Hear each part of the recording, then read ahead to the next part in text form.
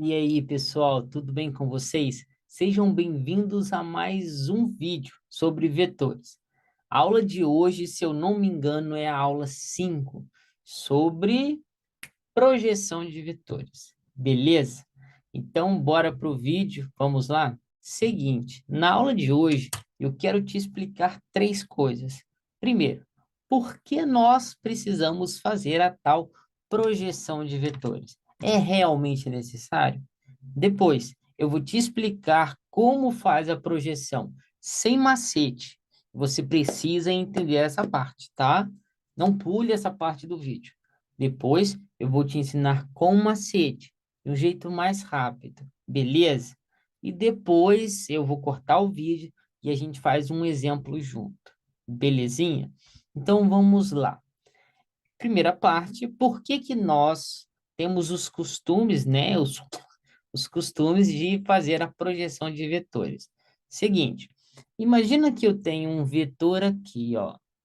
Imagina que eu tenho um vetor aqui e ele tem um valor de 10.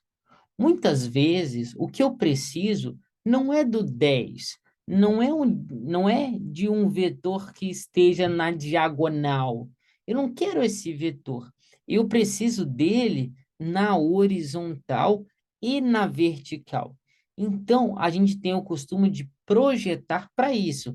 Pegar o vetor que está oblíquo e jogar ele no eixo X. Descer ele ao eixo X como se fosse pegar uma sombra dele, descer ele, projetá-lo, projetar a sombra no eixo X. Da mesma maneira, nós temos o costume de pegar o 10 e projetar ele no eixo Y. Aqui, no eixo Y, aqui também. Pronto. Nós temos o costume de fazer isso para quê? Para facilitar a nossa vida. Por exemplo, vou desenhar aqui embaixo, depois eu vou apagar, tá? Imagina que eu tenho um bloquinho e eu vou puxar esse bloquinho com uma força para cá, de 10. E vamos supor que ele se mova na horizontal. Então, se ele se move na horizontal, o que importa para mim não é o 10, é a força que de fato empurra ele na horizontal. Eu preciso da horizontal, não do oblíquo, não do 10. Eu preciso do movimento na horizontal. Por isso, é necessário decompor para facilitar. Lembre-se disso. A projeção, ela vem para facilitar para a gente, não para dificultar. Nesse caso, ele se move na horizontal. Então, é na horizontal que eu vou precisar do meu vetor, não na forma oblíqua. Deu para entender? Se não entendeu, vocês têm o meu WhatsApp, tem a turma lá na plataforma, é só me perguntar. Beleza? Então, você já entendeu o que é a projeção, que é pegar o vetor, projetar no eixo X, pegar o vetor, projetar no eixo Y. Por que nós fazemos isso? Para facilitar as contas, porque às vezes nós vamos precisar do eixo X ou do eixo Y, não da sua forma oblíqua. Beleza. Agora vamos fazer a projeção primeiro sem o macete, entendendo realmente como é feito. Então vamos pegar um vetor aqui, vou chamar vamos usar a régua para não ficar meio torto. Vou fazer um vetor aqui, vou chamar esse vetor de vetor Azinho. Vou chamar esse vetor de vetor Azinho. Quando eu tenho um vetor e eu preciso decompor ele, é legal você pegar ele e desenhar um eixo X e um eixo Y a partir do início dele. Você vai pegar o início dele e vai desenhar um eixo X, aqui ó, um eixo X e um eixo Y. Desenhou o eixo X e o eixo Y? Tá bem desenhado? Tá tranquilo? Deixa eu apagar aquela setinha ali, fazer ela ficar menor, para não atrapalhar na nossa conta, que vai sair umas continhas ali, e eu não quero isso, tá melhor assim, pequenininho. Tá, então é necessário desenhar um eixo X, um eixo Y, beleza, para organização. Sempre que eu vou decompor, eu preciso de um ângulo, e normalmente o ângulo está aqui, ó. Esse é o meu ângulo, eu vou chamar de ângulo θ.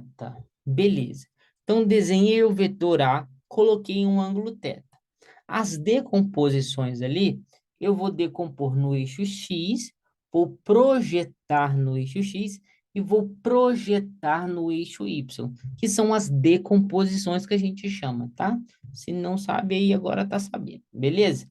Então, vou pegar aqui, vou descer ao eixo X e vou desenhar aqui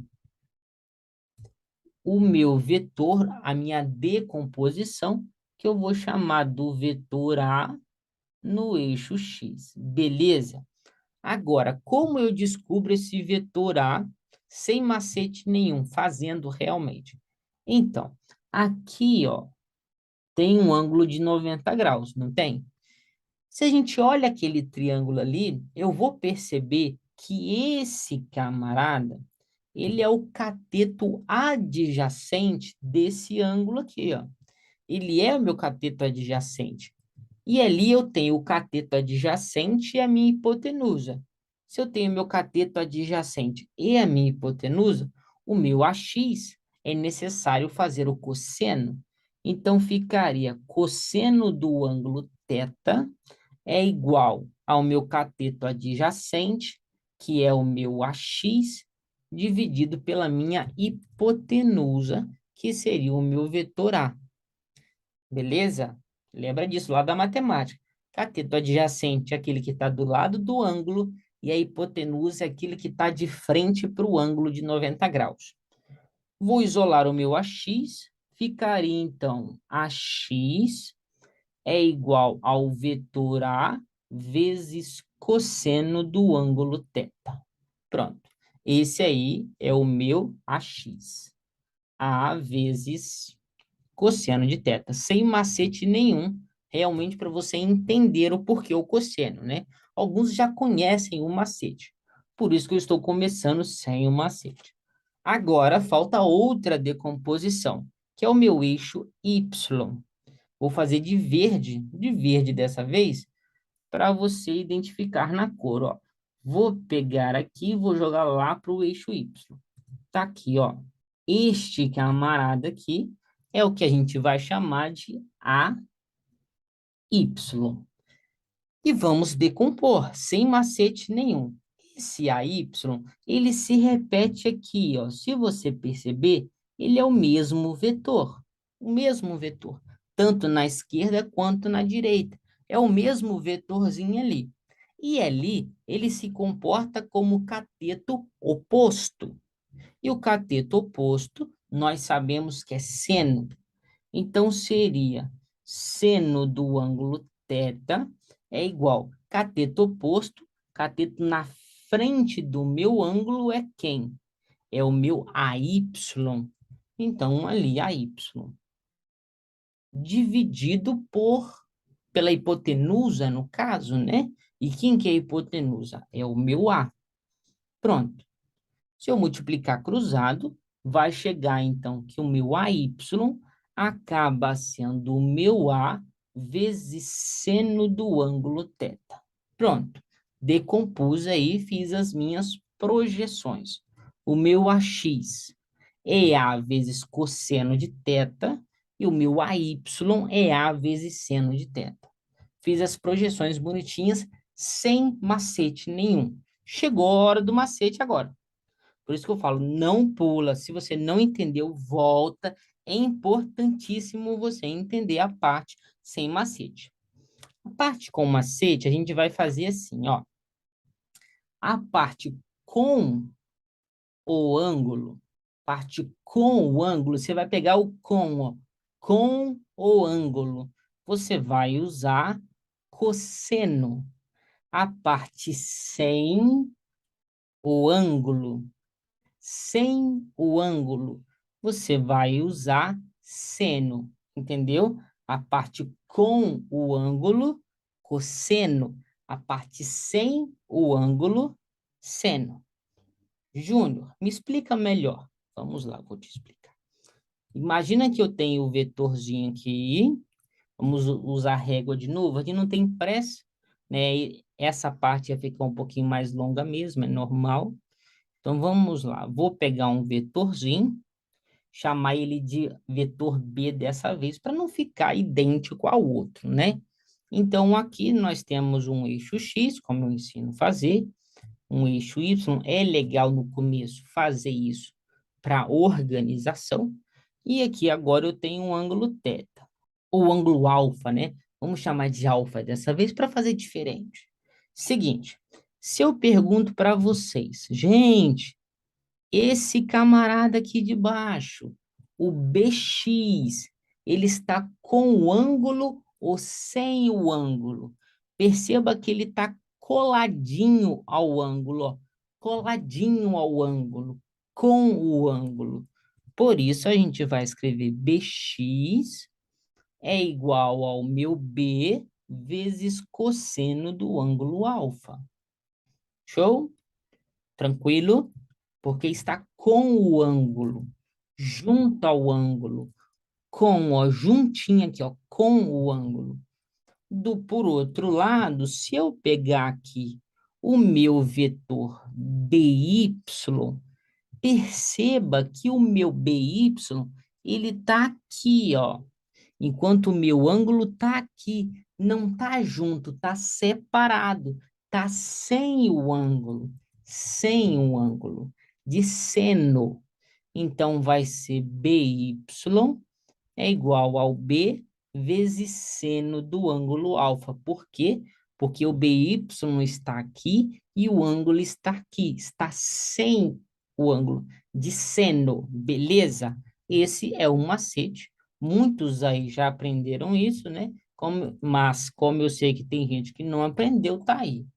Tira um print que eu quero te mostrar na prática como nós vamos fazer isso. Eu vou apagar aqui e vou colocar um exemplo que eu mesmo vou montar. Beleza? Vamos lá? Tornando, temos aí então o nosso exemplo. Eu tenho uma bolinha e eu vou puxar essa bolinha com uma força ali de 10 newtons. Aí eu te passei aqui o cosseno do ângulo alfa e o seno do ângulo alfa, tá? E eu quero saber as decomposições. Então, vamos fazer primeiro a decomposição no eixo X aqui, ó. No eixo X. Vou chamar de Fx, já que é uma força no eixo X. Então, vamos lá, ó. Força no Fx. Aí eu te pergunto, está com o ângulo ou sem o ângulo? Com, ó, tá juntinho com o ângulo. Então, vai ser cosseno. Então, seria o 10, vamos lá, o 10 vezes cosseno do ângulo alfa. Então, o meu Fx seria 10 vezes 0,8. Então, o meu Fx é 8 newtons. Pronto, tranquilo, né? Aí é o do meu eixo X. Falta quem agora? Falta o meu eixo Y. Vou fazer de azul também, para ficar bem mais tranquila a visualização. Pronto, o meu FY. Aí eu pergunto aos senhores e às senhoritas, ali, o FY, este camarada, está com o ângulo ou está sem o ângulo? O ângulo está aqui embaixo, o vetor está aqui, ó. Perceba que o FY está de um lado e o ângulo de outro lado. Eles estão separados, estão sem o ângulo, seno. Show de bola. Então, aqui, FY seria 10 vezes seno do ângulo alfa. FY é 10 vezes 0,6. Então, meu FY é 6 newtons. Pronto, tá aqui. O meu Fx é 8 e o meu Fy é 6. Bem tranquilo. Agora, isso aqui é muito importante. Se você não entendeu, volta e veja de novo, porque isso vai se repetir em lançamento oblíquo, em lançamento horizontal algumas vezes, lá em força elétrica, leis de Newton, você precisa saber essa matéria de projeções. É muito importante. Beleza? Te vejo na próxima aula. Valeu!